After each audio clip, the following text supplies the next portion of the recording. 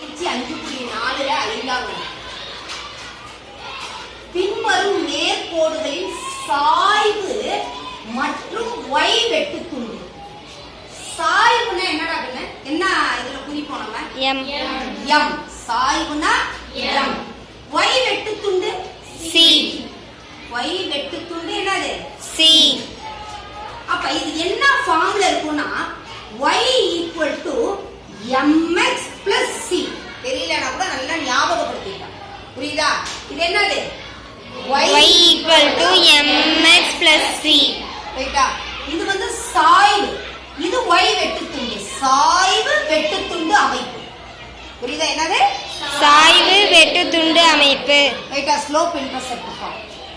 இப்போ இங்க கவனி, இத கேக்குறாங்க என்னன்னு. இப்ப என்ன வேணும், இங்க என்ன இருக்குது நம்பர், எக்ஸுக்கு முன்னாடி எதுவுமே நம்பர் இல்ல அப்படின்னா அங்க என்ன நம்பர் இருக்குதுன்னு அர்த்தம், 1 இருக்குறது. இது என்ன ஃபார்ம்ல ஆக்சுவலா இருக்குது y mx plus c. இப்போ இங்க ஒண்ணுமே நம்பர்ல m இருக்கிற இடத்துல என்ன நம்பர் இங்க 1. அப்ப mன்றது என்னது சாய்வு. எவ்வளவு 1. அடுத்தது c, cன்றது என்னது y வெட்டுத்துண்டு. y வெட்டுத்துண்டு எவ்வளவு 1. அழகா செஞ்சிடலாமா? செஞ்சிடலாமா, செய்ய முடியாதா? அதே மாதிரி தான் இங்க. புரியுதாடா? இப்ப 3y equal to 5x. நீ 5x equal to 3yன்றதுக்கு பதிலா ஏன்னா நமக்கு y தான் வேணும், y equal to mx plus c தான் வரணும். அதனால என்ன பண்றேன்னு பாருங்க, y equal to 5x. இங்க இருக்கக்கூடிய இந்த பெருக்கல்ல இருக்கிற 3 இந்த பக்கம் வந்தா என்னவா மாறும், வகுத்தலா மாறும். மல்டிப்ளிகேஷன்ல இருக்கிறது இந்த பக்கம் வந்தா டிவிஷனுக்கு மாறும். புரிஞ்சுதாடா? அப்ப y equal to 5/3x. இத திருப்பி எழுதிக்கலாமா? இதுலயே கண்டுபிடிக்கலாம்டா. இப்ப முடியாத குழந்தைகளுக்காக நான் மறுபடியும் மாத்தி எழுதுறேன். புரிஞ்சுதா புரியலையா? y equal to 5/3x. y equal to என்னது mx plus c. அப்ப m என்னடா? 5/3. 5/3. mன்றது என்னது சாய்வு. mன்னு எதுக்கு இல்ல சாய்வுன்னு கூட எழுதிடும். வெட்டுத்துண்டு இருக்கா இங்க இல்ல.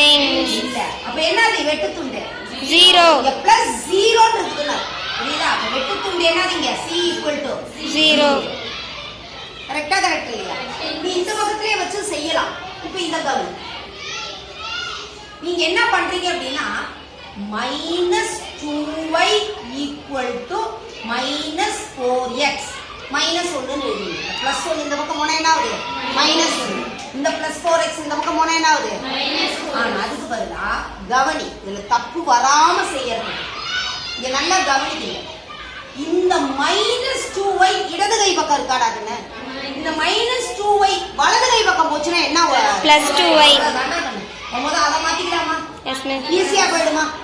இந்த பிளஸ் மைனஸ் கன்ஃபியூஷனே வராது. புரிஞ்சுதாடாக்குன்னு? அப்ப இங்க என்ன மிச்சம் இருக்கு 4x plus 1 plus 1. கரெக்ட்டா? கரெக்ட் இல்லையா? உனக்கு இப்படி அடுத்தது என்னன்னா y equal to தான் நமக்கு வரும். இங்க என்ன இருக்குது 2y equal to இருக்கு. புரியுதா? என்னன்னு வரணும் y equal to.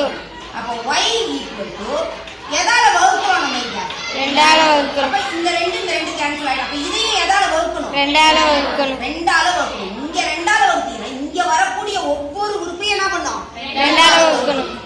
புரிஞ்சுதா புரியலையா? இப்போ என்ன வருது நமக்கு இங்க 2a plus 1 equal to y.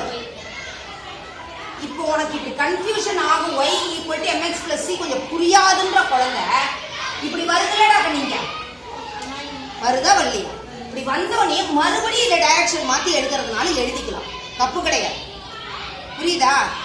4x plus 1 equal to 2y வந்துருக்குதா?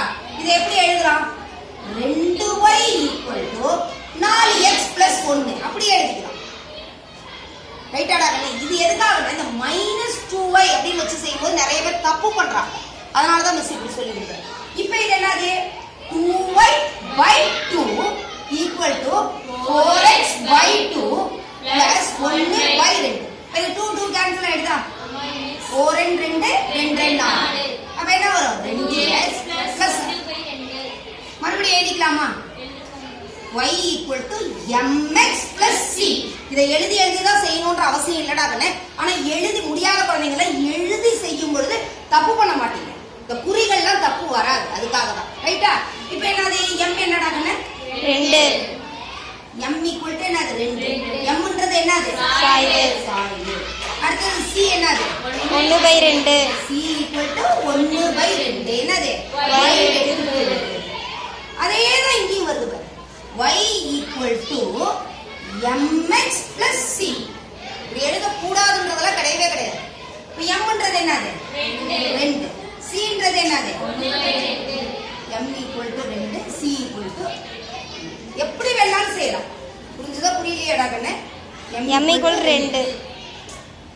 உனக்கு நான் தான் சொல்றேன், கணக்கை நம்ம தப்பு இல்லாம செய்யணும், அவ்வளவுதான். புரியுதா? அடுத்தது கவனி. இங்க நமக்கு என்ன வேணும்? y. y எடுத்துக்கலாம், ஏன்னா இது பிளஸ்ல தானே இருக்கு. அதனால 15y ஈக்குவல் டு மொதல் எதை எழுதிக்கலாம்? நீ 10x. x வந்து இங்க கொண்டு போ.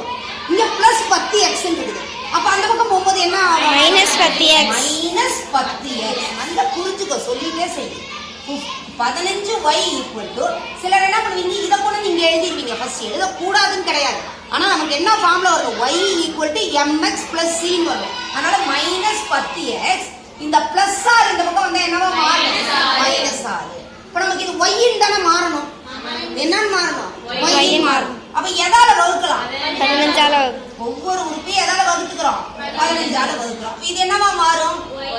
y. இதுல அடிச்சு பார்க்கலாமா? Yes miss.